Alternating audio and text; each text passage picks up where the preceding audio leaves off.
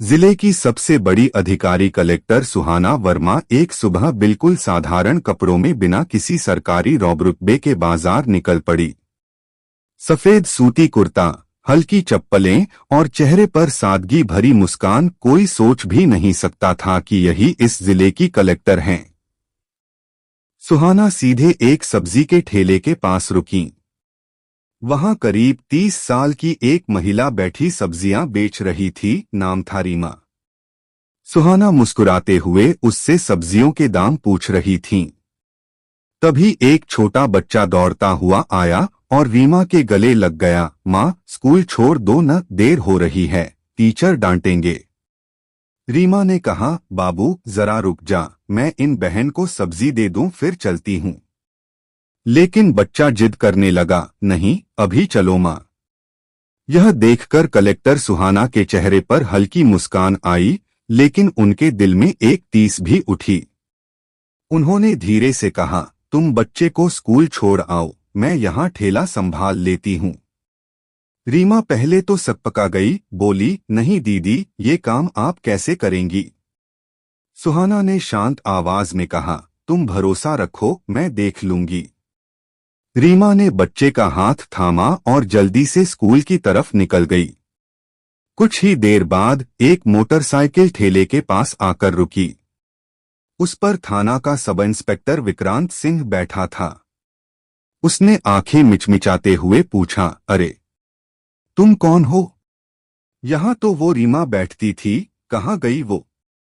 सुहाना ने सहज स्वर में कहा, वो बच्चे को स्कूल छोड़ने गई है, मैं उसकी बहन हूँ, ठेला संभाल रही हूँ।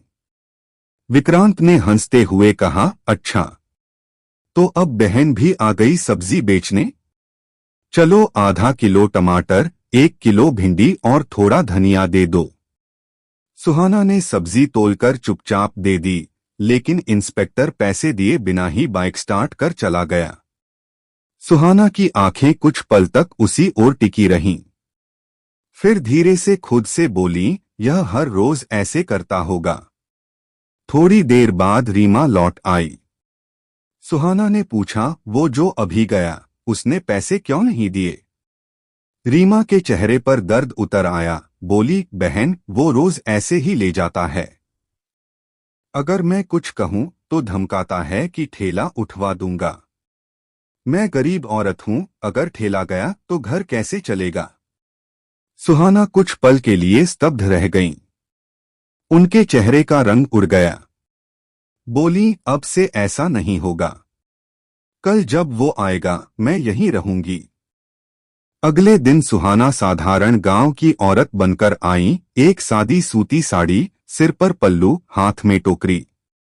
ठेले पर बैठकर सब्जियां सजाने लगीं। थोड़ी देर में विक्रांत फिर से अपनी बाइक लेकर आया और बोला, अरे आज फिर तुम्हारी बहन कहाँ है? सुहाना ने कहा, मैं उसकी बहन हूँ, आज वही सब्जी बेच रही हूँ। विक्रांत ने घूरते हुए कहा, तुम तो बहन से भी सुंदर हो। फिर बेशर्मी से मुस्कुराया और बोला, चलो वही रोज वाला सामान दे दो। सुहाना ने बिना कुछ बोले सब्जी तोलकर दी। विक्रांत बाइक स्टार्ट करने लगा तो सुहाना ने सख्त आवाज में कहा, रुको, पैसे दो। वो पलटकर बोला, क्या कहा? मैं रोज मुफ्त में लेता हूं, तुम्हारी बहन को नहीं बताया क्या? सुहाना ने आंखों में दृढ़ता लाते हुए कहा, आप रोज जो मुफ्त में लेते हैं वो चोरी है। हम गरीब हैं लेकिन गुलाम नहीं। हमें भी खर्चा आता है, हमारे भी बच्चे हैं। अगर आप जैसे लोग पैसे न दें तो हमारे घर का चूल्हा कैसे जलेगा? विक्रांत का चेहरा गुस्से से लाल हो गया। उसने झल्लाकर सुहाना के गाल पर थप्पड़ मार दिया। सुहाना एक पल के लिए लड़खड़ा गई, लेकिन तुरंत खुद को संभाला। आंखों में क्रोध की ज्वाला थी। बोली, तुमने बहुत बड़ी गलती की है। अब कानून सिखाएगा तुम्हें इंसाफ क्या होता है। विक्रांत चिल्लाया, कानून मुझे सिखाएगी तू? मैं पुलिस हूं, और बाइक पर बैठकर चला गया। सुहाना कुछ देर चुपचाप खड़ी रहीं, फिर ठेले के पास से उठीं और घर जाकर अपने असली रूप में लौट आईं। कलेक्टर सुहाना वर्मा। दोपहर तक वे थाने पहुंचीं। अब वो सादे कपड़ों में नहीं बल्कि अपने सरकारी यूनिफॉर्म और आईडी बैज में थीं। थाने में कदम रखते ही सबकी निगाहें उन पर टिक गईं। विक्रांत और एसएचओ आदित्य चौहान दोनों वहीं बैठे थे। सुहाना को देखते ही दोनों के चेहरे उतर गए। विक्रांत ने हकलाते हुए कहा, मैडम, आप यहां? सुहाना ने ठंडी पर दृढ़ आवाज में कहा, कल एक इंस्पेक्टर ने गरीब औरत से सब्जी छीन ली। आज वही इंस्पेक्टर मेरे सामने है। थाने में सन्नाटा फैल गया। वो बोली, यह सिर्फ रिश्वत नहीं, शर्म है। यूनिफॉर्म पहनकर अगर कोई गरीब का हक छीनता है तो वो पुलिस नहीं, अपराधी है। फिर उन्होंने आदेश दिया, इंस्पेक्टर विक्रांत सिंह और एसएचओ आदित्य चौहान दोनों को तत्काल निलंबित किया जाए। इनके खिलाफ विभागीय जांच शुरू करो। थाने के सभी जवान खड़े हो गए। किसी की हिम्मत नहीं थी कुछ कहने की। विक्रांत और आदित्य दोनों हाथ जोड़कर बोले, मैडम, गलती हो गई, हमें माफ कर दीजिए, अब कभी ऐसा नहीं करेंगे। सुहाना कुछ देर तक उन्हें देखती रहीं, फिर बोली, माफी तब मिलती है जब गलती इंसानियत से हो, न कि चरित्र से। फिर भी मैं तुम्हें आखिरी मौका देती हूं। अगर अगली बार किसी गरीब की आवाज मेरे पास पहुंची तो सस्पेंड नहीं, जेल भेजूंगी। दोनों ने सिर झुका लिया।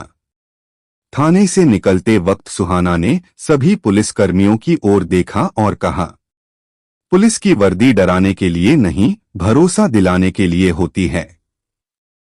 इसकी इज्जत तब बढ़ेगी जब इसे पहनने वाला न्याय करेगा, न कि अन्याय। उस दिन के बाद उस जिले की तस्वीर बदल गई। अब कोई इंस्पेक्टर रिश्वत नहीं लेता था, कोई गरीब अपनी बात कहते हुए डरता नहीं था। रीमा फिर से अपने ठेले पर हंसते हुए सब्जियां बेचती थी। बच्चे को स्कूल भेजते वक्त उसके चेहरे पर अब डर नहीं, सुकून था।